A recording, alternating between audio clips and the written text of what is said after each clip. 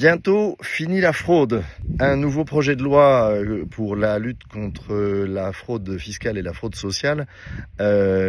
arrive en troisième lecture devant l'Assemblée nationale et prévoit de modifier l'article L114.1 du Code de la sécurité sociale en retirant une partie du secret médical pour permettre de savoir de façon plus précise ce qui se passe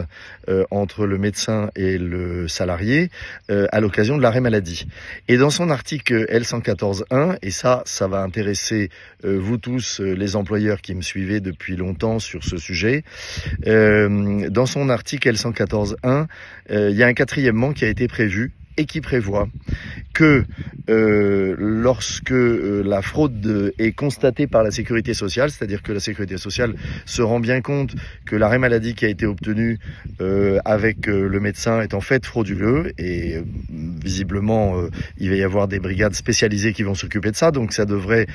commencer à faire un peu le ménage, eh bien l'organisme de sécurité sociale, donc en pratique la CPAM,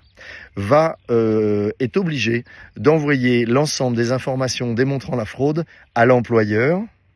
afin que l'employeur en tire toutes les conséquences. Et évidemment, à ce moment-là, vous pourrez aller voir votre avocat en droit du travail habituel et lui demander de procéder à un licenciement pour faute grave, puisque en réalité cette fraude, évidemment, est une fraude d'abord à la caisse primaire d'assurance maladie, mais c'est également une fraude à votre entreprise, puisque pendant ce temps-là, le salarié n'est pas là et en fait il désorganise votre entreprise. C'est donc une exécution déloyale du contrat de travail, gravement déloyale du contrat de travail. Et puis c'est également une fraude à votre organisme de prévoyance, puisque votre organisme de prévoyance va couvrir le delta entre le salaire, entre les indemnités journalières et le salaire. Et donc l'organisme de prévoyance est aussi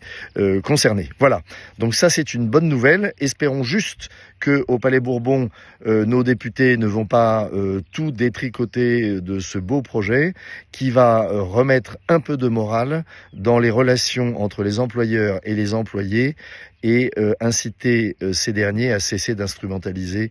sans cesse la médecine dans les difficultés, voire les conflits qu'ils rencontrent avec leurs employeurs.